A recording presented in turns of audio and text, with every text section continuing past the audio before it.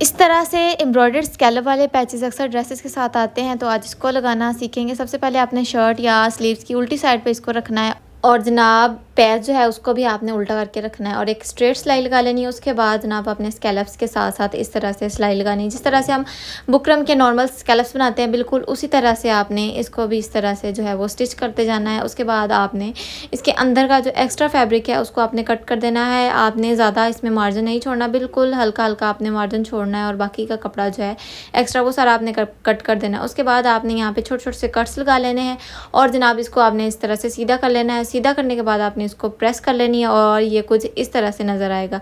उसके बाद जनाब आपने इसकी दूसरी साइड पे भी जो है वो सिलाई लगा, जिस कलर की एम्ब्रॉयडरी दूसरी साइड पे हुई होगी तो आपने उसी कलर का थ्रेड यूज़ करना है और आपने इस तरह से इसको जो है वो सिलाई लगा लेनी है। तो इस तरह से बहुत ही ईजिली घर पर आपके स्कैलप्स बनकर रेडी हो जाएंगे और आपका पैच जो है वो भी लग जाएगा। यह देखें आप, अब मैं आपको बैक साइड से भी इसकी फिनिशिंग दिखाती हूँ। ये देखें बहुत ही नीट हमारे स्कैलप जो है वो बनकर रेडी हो गए हैं।